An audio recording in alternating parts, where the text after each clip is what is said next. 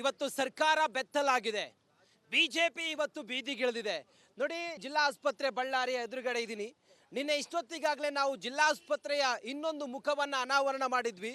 ಜಿಲ್ಲಾಸ್ಪತ್ರೆಯ ಔಷಧ ಉಗ್ರಾಣದಿಂದ ಹಿಡಿದು ಆನಂತರ ಹೆರಿಗೆ ವಾರ್ಡ್ವರೆಗೂ ಕೂಡ ಹೆಂಗಿತ್ತು ಜಿಲ್ಲಾಸ್ಪತ್ರೆಯ ಶೋಚನೀಯ ಸ್ಥಿತಿ ಅನ್ನೋದನ್ನು ಹೇಳಿದ್ವಿ. ಅದಾದ ನಂತರ ಸರ್ಕಾರಕ್ಕೆ ತೀರಾ ಮುಜುಗರ ಆಗಿತ್ತು. ನಿನ್ನೆ ಕ್ಯಾಬಿನೆಟ್ ಮೀಟಿಂಗ್ನಲ್ಲಿ ಮೈ ಪರೀಕ್ಷಿಕೊಳ್ಳೋ ರೀತಿಯಲ್ಲಾಗಿತ್ತು. ನಿನ್ನೆ ಸಿದ್ದರಾಮಯ್ಯನವ್ರು ಹೇಳಿದ್ರು, ನಿನ್ನೆ ಹೋಗಿ ಇವತ್ತು ಹೆಲ್ತ್ ಮಿನಿಸ್ಟರ್ ಅಂತೇಳಿ.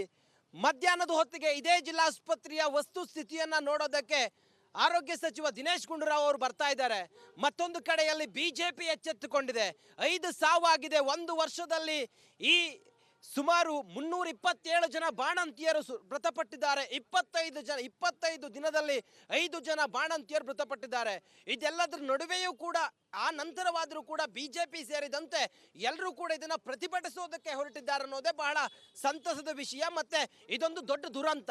ಶ್ರೀರಾಮುಲು ಅವರು ಇಲ್ಲೇ ಇದ್ದಾರೆ, ಅವ್ರು ಮಾತಾಡ್ಸೋಣ. ನಿನ್ನೆ ಅವ್ರ ಮನೆ ಹತ್ರ ನಾವು ಹೋಗಿದ್ವಿ. ಅವ್ರು ಹೇಳಿದ್ರು ಸರ್ಕಾರಿ ಪ್ರಾಯೋಜಿತ ಕೊಲೆ ಇದು ಅಂತೇಳಿ ಹೇಳಿದ್ರು. ಸರ್ಕಾರವೇ, ಮುಖ್ಯಮಂತ್ರಿಗಳೇ ಇದರ ನೇರ ಹೊಣೆಯನ್ನು ಹೊರಬೇಕು ಅಂತ ಹೇಳಿದ್ರು. ಇವತ್ತು ಮಹಿಳಾ ಮೋರ್ಚಾ ಸೇರಿದಂತೆ ಬಿಜೆಪಿಯ ಮುಖಂಡರುಗಳು ಇವತ್ತು ಹೋರಾಟಕ್ಕೆ ಧುಮುಕಿದ್ದಾರೆ. ಬಿಜೆಪಿಯ ಮಹಿಳಾ ನಾಯಕರು ಕೂಡ ಇದ್ದಾರೆ, ಅವ್ರನ್ನು ಕೂಡ ಮಾತಾಡಿಸೋ ಪ್ರಯತ್ನ ಮಾಡೋಣ. ಹಾಗೆ ಶ್ರೀರಾಮುಲು ಅವರು ಕೂಡ ಇದ್ದಾರೆ. ಮಾನ್ಯ ಆರೋಗ್ಯ ಸಚಿವರಾಗಿದ್ರು ಅವರು ಈ ಹಿಂದೆ ಬಿಜೆಪಿ ಸರ್ಕಾರದ ಅವಧಿಯಲ್ಲಿ. ಹೇಳಿ ಸರ್, ಸರ್ಕಾರಿ ಪ್ರಾಯೋಜಿತ ಕೊಲೆ ಅಂತೇಳಿ ತಾವು ಹೇಳಿದ್ರು ನಿನ್ನೆ, ಇವತ್ತು ತಮ್ಮ ಪ್ರತಿಕ್ರಿಯೆ ಏನು? ನಮ್ಮ ಪ್ರತಿಕ್ರಿಯೆ ಇಷ್ಟೇ. ಇವತ್ತೇನೋ ಮಂತ್ರಿಗಳೇನೋ ಬರ್ತಾ ಇದ್ದಾರಂತೆ, ಅವ್ರ ಕರ್ತವ್ಯ ಮಾಡಲಿ. ಅವ್ರು ಇನ್ನೊಂದು ಕೂಡ ಉಲ್ಲೇಖನ ಮಾಡ್ತಾ ಇದ್ರು, ನಾನೇನನ್ನ ಆಕಸ್ಮಿಕವಾಗಿ ತಪ್ಪಿದಸ್ತಂದ್ರೆ ನಾನು ರಾಜೀನಾಮೆ ಕೊಡ್ತೀನಿ ಅನ್ನೋಂಥ ಮಾತನ್ನು ಹೇಳ್ತಾ ಇದ್ದೇನೆ. ನಮ್ಮ ಹೋರಾಟ ರಾಜೀನಾಮೆ ಕೊಡಬೇಕೆಂದೇಳಿ ಹೋರಾಟ ಅಲ್ಲ, ಭಾಳ ಕ್ಲಾರಿಟಿ ಇರಲಿ. ಏನಿವತ್ತು ಜನರ ಪ್ರಾಣ ಹೋಗ್ತಾ ಇದೀನೋ, ಬಾಣಂತಿರ ಪ್ರಾಣ ಹೋಗ್ತಾ ಇದೀನೋ, ಆ ಪ್ರಾಣವನ್ನು ಉಳಿಸ್ಬೇಕು. ರೆಸ್ಪಾನ್ಸಿಬಿಲಿಟಿ ತಾವು ತಗೋಬೇಕಂತ ಹೇಳ್ತೇನೆ. ತಮ್ಮ ಕರ್ತವ್ಯವನ್ನು ಮರಿಬಾರ್ದು. ತಾವು ಯಾವತ್ತಿದ್ರೂ ಕೂಡ ಕಾಯ ವಾಚ ಮನಸ್ಸದಿಂದ ಕೆಲಸ ಮಾಡಬೇಕು. ಸರ್ಕಾರಿ ಆಸ್ಪತ್ರೆಗೆ ಬರೋಂಥವ್ರು ಯಾರು? ಬಡವರು ಬರ್ತಾರ, ಬಗ್ಗರು ಬರ್ತಾರ. ತಾಯಂದ್ರೆ ಎಲ್ಲರೂ ಕೂಡ ಹೊರಗಡೆ ಹೋದರೆ ಖರ್ಚಾಗುತ್ತೆ. ಪ್ರೈವೇಟ್ ಆಸ್ಪತ್ರೆಯಲ್ಲಿ ಅವ್ರಿಗೆ ಖರ್ಚು ಮಾಡೋಕ್ಕೆ ಶಕ್ತಿ ಇಲ್ಲಾರ್ದಂಥವ್ರು, ನಿರ್ಗತಿರು, ಬಡವರು, ಬಗ್ಗರು ಬಂದು. ಒಂದು ಪ್ರಶ್ನೆ ಸರ್, 5 ಜನ ಬಾಣಂತಿಯರ ಸಾವಿನ ನಂತರ ಬಿಜೆಪಿ ಇವತ್ತು ಬಳ್ಳಾರಿ ಜಿಲ್ಲಾಸ್ಪತ್ರೆ ಎದುರುಗಡೆ ಬೀದಿಗಿಳಿಬೇಕಾಯ್ತಲ್ಲ, ಎಂಥ ಪರಿಸ್ಥಿತಿಗೆ ಬಂದಿದೆ ಸರ್ ಹಾಗಾದ್ರೆ ಬಳ್ಳಾರಿಯಲ್ಲಿ ಬಿಜೆಪಿ? ನೋಡ್ರಿ, ಬಳ್ಳಾರಿ ಒಂದೇ ಅಲ್ಲ, ಇವತ್ತು ಇಡೀ ರಾಜ್ಯದಲ್ಲಿ ಅತ್ಯಂತ 100ಕ್ಕೂ ಹೆಚ್ಚು ಮಂದಿ ಬಾಣಂತಿಯರು ಸತ್ತಿದ್ದಾರೆ. ಯಾಕಂದರೆ ಇವತ್ತು ಸಾಕಷ್ಟು ಮಂದಿ ಬಾಣಂತಿಯರ ಜೊತೆಲೆ ಮಕ್ಕಳು ಕೂಡ ಸತ್ತಿದ್ದಾರೆ. ಇವತ್ತು ಇಷ್ಟೊಂದು ದೊಡ್ಡ ಅನಾಹುತ ಆಗ್ತಾ ಇದ್ರೆ ಕೂಡ ಮಂತ್ರಿಗಳಂತೂ ಎಲ್ಲಿ ಬರ್ತಾ ಇಲ್ಲ. ಮಂತ್ರಿಗಳೇನೋ ಇವತ್ತು ನಾಳೆ ಸೆಷನಲ್ಲಿ ಉತ್ತರ ಕೊಡಬೇಕಾಗ್ತದೆ. ಅಂದರೆ ನಾಳೆ ವಿರೋಧ ಪಕ್ಷದವ್ರು ಕೇಳ್ತಾರೆ ಅನ್ನೋಕ್ಕೋಸ್ಕರ ಬರ್ತಾ ಇದ್ದಾನೆ. ನಾಳೆ ಸೆಷನ್ ಇಲ್ಲದೆ ಬರ್ತಿದ್ದಿಲ್ಲ ಆತ. ಸೆಷನ್ ಐತೆ, ಸೆಷನ್ದಲ್ಲಿ ನಾನು ಕೇಳಿದರೆ ಮತ್ತೆ ನನಗೆ ಇರಿಸು ಮುರ್ಸು ಆಗುತ್ತೆ ಅಂದ್ರೆ ಬರ್ತಾ ಇದ್ದಾನೆ. ಸುಮ್ಮನೆ ಕಾಟಾಚಾರಕ್ಕೆ ಬರ್ತಾ ಇದ್ದಾನೆ. ಅಕಸ್ಮಿತವಾಗಿ ಮಾರ್ಚಲ್ಲಿ ಬಾಣಂತಿಯರ ಸಾವು ಆಯ್ತಲ್ಲ, ಅವತ್ತು ನೀನು ಎಲ್ಲಿ ಹೋಗಿದ್ದೆ? ಇವತ್ತು ಇಷ್ಟು ನಿನ್ನೆ ಮೊನ್ನೆ ಕೂಡ ಬರ್ಬೋದಿತ್ತಲ್ಲ, ಬಂದಿಲ್ಲ. ಅಂದರೆ ನಾನೇನು ಹೇಳ್ತಾ ಇದ್ದೀನಿ, ಎಲ್ಲ ಕೂಡ ತಮ್ಮ ತಪ್ಪಿಡ್ಕೊಂಡು ಇವತ್ತು ನೀನು ಬಂದು ಸರಿ ಮಾಡಿದರೆ ಇಷ್ಟೊಂದು ಪ್ರಾಣ ಹೋಗ್ತಿದ್ದಿಲ್ಲ, ಜೀವ ಹೋಗ್ತಿದ್ದಿಲ್ಲ. ನೀನು ಸರಿಪಡಿಸಲಿಕ್ಕೋಸ್ಕರವಾಗಿ ಇವತ್ತು ಬಹಳಷ್ಟು ಜೀವ ಜುದ್ದುವಂತಾಗಿ. ನೀವು ಬಿಜೆಪಿ ಅವರು ಸರ್ಕಾರಕ್ಕೆ ಏನು ಎಚ್ಚರಿಕೆ ಕೊಡ್ತೀರಿ, ಏನು ಆಗ್ರಹ ಮಾಡ್ತೀರಿ, ಮತ್ತೆ ಆ ಮೃತಪಟ್ಟಂತ ಸಂತ್ರಸ್ತರ ಮನೆಯವರಿಗೆ ತಾವು ಏನು ಭರವಸೆ ಕೊಡ್ತೀರಿ ಸರ್? ಭರವಸೆ ಇಷ್ಟೇ, ಯಾಕಂದ್ರೆ ಇವತ್ತು ಸತ್ತೋರ್ನಂತೂ ಅವ್ರು ಬದುಸೋಕ್ಕೆ ಆಗಲ್ಲ. ನಮಗೆ ಇನ್ನು ಮುಂದೆ ಸಾವು ಆಗಬಾರ್ದು. ಯಾಕಂದರೆ ಬಡವರು ಸಾವು ಅನ್ನೋಂಥದ್ದು ಅದು ಸಾವಿಗೆ ಬೆಲೆ ಕಟ್ಟಲಿಕ್ಕೆ ಸಾಧ್ಯ ಇಲ್ಲ. ಅವ್ರಿಗೆ ಸರ್ಕಾರದವ್ರು ಎಷ್ಟೇ ಕೊಟ್ಟಬೋದು, ಏನೇ ಪರಿಹಾರ ಹಣ ಕೊಟ್ಟರೆ ಕೂಡ ಅವರು ಬದುಕಕ್ಕಂತ ಸಾಧ್ಯ ಇಲ್ಲ. ಮುಂದಕ್ಕೆ ತಾಯಂದ್ರೆ ಯಾರು ಕೂಡ ಈ ರೀತಿ ಬಾಣಂತಿಯರು ಸಾಯಲಾರ್ದಂತ ನೋಡ್ಕೋಬೇಕಂದ್ರೆ ಏನು ನೀವು ಇಷ್ಟೊಂದು ತಪ್ಪು ಮಾಡಿಕೋಸ್ಕರ ಇಷ್ಟೊಂದು ಏನು ಸಾವಾಗಿದಾವೋ ಅದು ಸರಿಪಡಿಸ್ಕೋಬೇಕಂದ್ರೆ ಎಲ್ಲಿ ಸರಿಪಡಿಸ್ಕೋಬೇಕು? ನಿಮ್ಮ ಐ ಫ್ಲೂಯಿಡ್ಸಿಂದ ಇವತ್ತು ಮರಣ ಆಗಿದೆ ಅನ್ನೋಂಥದ್ದು ಭಾಳ ಸ್ಪಷ್ಟವಾಗಿ ನಿಮ್ಮ ವರದಿ ರಿಪೋರ್ಟಲ್ಲಿ ಕೂಡ, ನಿಮ್ಮ ತನಿಖಾ ಸಂಸ್ಥೆಯಲ್ಲಿ ಕೂಡ, ನಿಮ್ಮ ಇದಕ್ಕಿಂತ ಮುಂಚೆ ಬೆಂಚ್ ಕಾನ್ಸ್ಟಿಟ್ಯೂಟ್ ಮಾಡಿದಂಥ ಟೈಮಲ್ಲಿ ಕೂಡ ಭಾಳ ಸ್ಪಷ್ಟವಾಗಿ ಹೇಳಿರೋ ಕಾರಣ ಇವತ್ತು ಪುನಃ ಅದನ್ನು ಯಾವ ರೀತಿಯಲ್ಲಿ ಸರಿ ಮಾಡ್ಕೋಬೇಕನ್ನೋದು ನೀವು ಯೋಚನೆ ಮಾಡಿ ನಿರ್ಧಾರವನ್ನು ತಗೋಬೇಕಾಗುತ್ತೆ. ಅದಕ್ಕೋಸ್ಕರವಾಗಿ ಇವತ್ತು ಗಂಭೀರವಾಗಿ ನಾವು ಈ ಸರ್ಕಾರಕ್ಕೆ ಆರೋಪಣೆ ಮಾಡ್ತಾಯಿದ್ವಿ. ಎಂಥ ಪರಿಸ್ಥಿತಿಯಲ್ಲಿ ಕೂಡ ಇನ್ನು ಮುಂದೆ ಒಂದು ಸಾವು ಕೂಡ ಆಗಲಾರ್ದಂತ ನೋಡ್ಕೋಬೇಕಂದ್ರೆ ಸರ್ಕಾರ ಅಂತೂ ಇವತ್ತು ಕಿವಿ ಕೇಳ್ತಾ ಇಲ್ಲ, ಕಣ್ಣು ಕಾಣ್ತಾ ಇಲ್ಲ, ಬಾಯಿ ಮಾತಾಡೋಕೆ ಬಾಯಿ ಬರ್ತಾ ಇಲ್ಲ. ನಾವೇನು ಮಾಡಬೇಕು? ನಮ್ಮ ಸಂವಿಧಾನದಲ್ಲಿ ನಮ್ಮ ಹಕ್ಕೇನು ಹೋರಾಟ. ನಾವು ಹೋರಾಟಕ್ಕೆ ಇಳಿದೀವಿ. ನಾವು ಜನರ ಜೀವವನ್ನು ಉಳಿಸೋಂಥ ಕೆಲಸ ಸರ್ಕಾರ ಮಾಡಲಿದ್ರು ನಮ್ಮ ಪ್ರಾಮಾಣಿಕವಾದಂಥ ಪ್ರಯತ್ನ ಮಾಡಿ ಇದ್ದಂಥವ್ರು ಬಾಣಂತಿರನ್ನಾಗಲಿ ಧೈರ್ಯವಾಗಿ ಭಾಳಷ್ಟು ಮಂದಿ ಡಿಸ್ಚಾರ್ಜ್ ಮಾಡ್ಕೊಂಡು ಓಡೋಗ್ತಾ ಇದ್ದಾರೆ. ನಿನ್ನೆ ಮೊನ್ನೆ ಬಂದಂಥವ್ರು ಬೇಡಪ್ಪ ಆಸ್ಪತ್ರೆಗೆ ಹೋದರೆ ಹೆಣ ಆಗಿ ಹೊರಗೆ ಬರಬೇಕಾಗಂಥದ್ದು ಭಯದಿಂದ ಅವರು ಎಲ್ಲರೂ ಕೂಡ ಆಸ್ಪತ್ರೆಗಳಿಗೆ ಬರ್ತಾ ಇಲ್ಲ.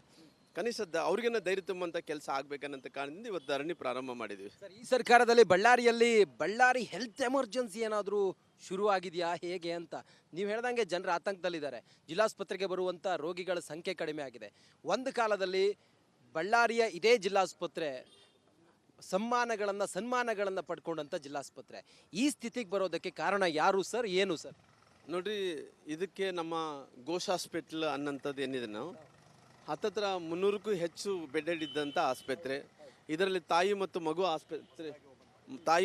ಆಸ್ಪತ್ರೆ ಕೂಡ 100 ಬೆಡೆಡ್ ಆಸ್ಪತ್ರೆ ಇದೆ.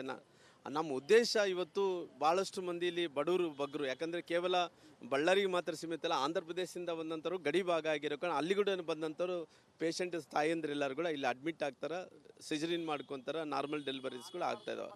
ಹಂಗಾಗಿ ಇವತ್ತು ಪರಿಸ್ಥಿತಿ ಏನಾಗ್ತಾಯಿದೆ ಅಂದರೆ ಎಲ್ಲರಿಗೂ ಭಯದ ವಾತಾವರಣ ಪ್ರಾರಂಭ ಆಗಿದೆ. ಭಯದ ವಾತಾವರಣ ಬಂದಂಥ ಟೈಮಲ್ಲಿ ಇದೇ ಪ್ಯಾಂಡಮಿಕ್ಕು ಇವತ್ತು ಏನು ನಾವು ನೋಡ್ತಾ ಇದ್ವೋ, ಕೋವಿಡಲ್ಲಿ ಕೂಡ ಹಿಂಗೆ ಆದಂಥ ಟೈಮಲ್ಲಿ ನಾವು ಅವತ್ತಿನ ಅಧಿಕಾರದಲ್ಲಿ ಇದ್ದಂಥ ಟೈಮಲ್ಲಿ ಕೂಡ ನಾವೇ ಸ್ವತಃ ಫೀಲ್ಡಿಗೆ ಇಳಿದ್ವಿ. ಅವತ್ತಿನ ದಿನಗಳಲ್ಲಿ ಡಾಕ್ಟ್ರುಗಳಿಗೆ ಧೈರ್ಯ ಹೇಳಿದ್ವಿ, ಪೇಷಂಟ್ಸ್ ಕೂಡ ಧೈರ್ಯ ಹೇಳಿದ್ವಿ, ಹೆಣ್ಮಕ್ಳು ಕೂಡ ಧೈರ್ಯ ಹೇಳಿದ್ವಿ. ಇವತ್ತು ಪರಿಸ್ಥಿತಿ ಏನಾಗಿದೆ ಅಂದರೆ ಇಂಥ ಕೈಮೀರಿ ಹೋಗೋಂಥ ಟೈಮಲ್ಲಿ ಸರ್ಕಾರ ಅವರು ನೋಡಲಾರ್ದಂಥ ಟೈಮಲ್ಲಿ ನಾವು ಅವರಿಗೆ ಧೈರ್ಯ ತುಂಬಬೇಕು, ಬಾಣಂತರ ಸಾವು ಆಗಬಾರ್ದು ಅನ್ನೋಂಥ ಕಾರಣದಿಂದ ನಾವು ಈ ಹೋರಾಟವನ್ನು ಮಾಡ್ತಾ ಇದ್ವಿ. ರಿಪಬ್ಲಿಕ್ ಕನ್ನಡ ಡೇ 1 ಯಾವಾಗ ಇಲ್ಲಿ ಆ ಲೀಲಮ್ಮ ಅನ್ನೋ ಮಹಿಳೆ ಮೃತಪಟ್ಟರು, ಅವತ್ತಿನಿಂದ ಇವತ್ತಿನವರೆಗೂ ಕೂಡ ಸರ್ಕಾರದ ಬೆನ್ನು ಬಿಡಿದು ಇವತ್ತು ಅವರನ್ನ ಎಚ್ಚರಿಸಿದೆ. ಇವತ್ತು ಸರ್ಕಾರ ತೀರಾ ಮುಜುಗರ, ಮುಖ್ಯಮಂತ್ರಿಗಳ ಅಸಹಾಯಕತೆಯನ್ನು ಹೇಳ್ತಾರೆ. ಅಂಥ ಪರಿಸ್ಥಿತಿಗೆ ಇವತ್ತು ಬಂದಿದೆ. ಏನು ಹೇಳ್ತೀರಿ ಸರ್ ನಮ್ಮ ವರದಿ ಬಗ್ಗೆ?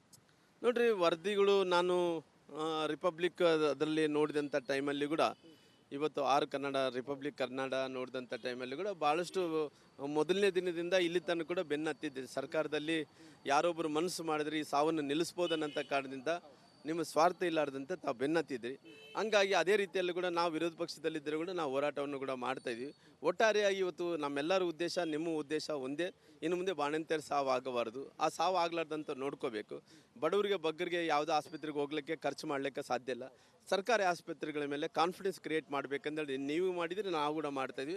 100% ಓವರಾಲ್ ಆಗಿ ರಿಸಲ್ಟ್ ಏನಂದರೆ ಇನ್ನು ಮುಂದೆ ಯಾವುದೂ ಸಾವು ಆಗಲಾರ್ದಂತ ನೋಡ್ಕೋಬೇಕು. ಹಂಗೆ ವಿಶೇಷವಾಗಿ ತಾವೇನು ಬೆನ್ನತ್ತಿ ಇಷ್ಟು ದಿನಗಳ ಕಾಲ ಸರ್ಕಾರ ಗಮನವನ್ನು ಸೆಳೆಯುವಂಥ ಕೆಲಸ ಮಾಡ್ತಾರೆ. ಮುಖ್ಯಮಂತ್ರಿಗಳ ಬಗ್ಗೆ ಕೂಡ ಬೆನ್ನತ್ತಿ ನೀವು ಕೂಡ ಅಸಹಾಯಕರನ್ನಂಥ ರೀತಿಯಲ್ಲಿ ಕೂಡ ತಾವು ನೋಡಿಸ್ಕೊಟ್ಟಿದ್ರಿ. ಹಂಗಾಗಿ ಆರೋಗ್ಯ ಮಂತ್ರಿಗಳಂತ ನಮ್ಮ ಪಾಲಿಗಂತ ಇಲ್ಲ. ಅವರು ಏನಿದಾರೋ ಅವ್ರು ಸರ್ಕಾರ ಪಾಲಿಗೆ ಇರ್ಬೋದಾಗಲಿ, ಆರೋಗ್ಯ ಮಂತ್ರಿ, ನಮ್ಮ ಜನರ ಪಾಲಿಗೆ ಆರೋಗ್ಯ ಮಂತ್ರಿ ಅಂತೂ ಇಲ್ಲ.